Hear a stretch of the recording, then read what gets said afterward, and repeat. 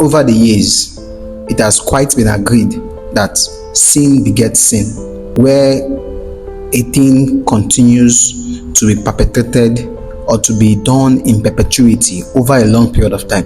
Whether that thing is true, whether that thing is wrong, whether that thing is right, automatically and invariably that thing becomes valid. The Nigerian movie industry, the Nollywood, over years kept stereotyping the Igbo tribe. One of such tradition that has been so demonized and people has even believed that they're in existence or they could be in existence is the widowhood practice, where a woman loses or lost her husband, and you see a scene where they shave the hair of the woman. That practice is actually there. It is, in fact, it is practiced by most tribes in Nigeria.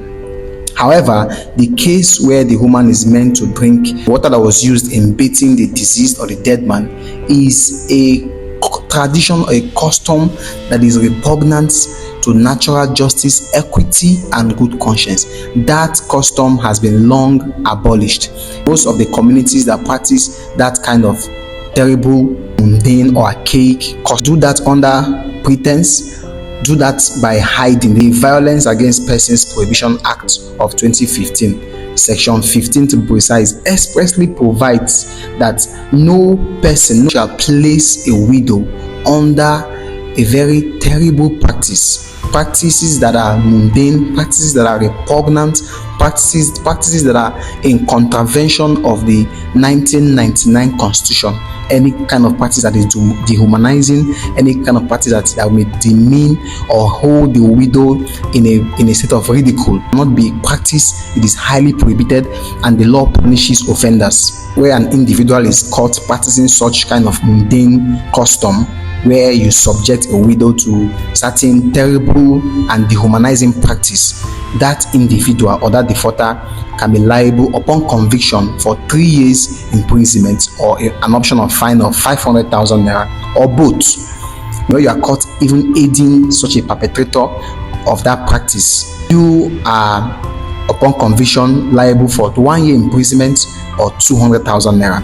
Where you are also caught abetting, you are also liable upon conviction to 1 year imprisonment and an option of fine, or both. The problem with Nigerians is ignorance. People do not report certain cases or certain incidents.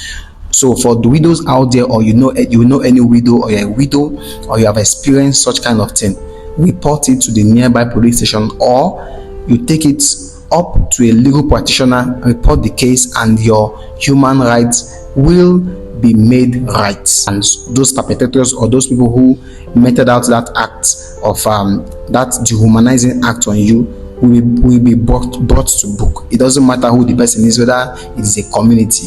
Such kind of practice is unknown, is alien, and the law frowns at it. Now, for the Nollywood, I think I will have to advise the Nollywood should focus more on acting, or rather displaying cultures that are practiced by tribes in Nigeria. Any culture you know that is evil, do not promote it per se. By so doing, you are stereotyping that particular tribe in Nigeria.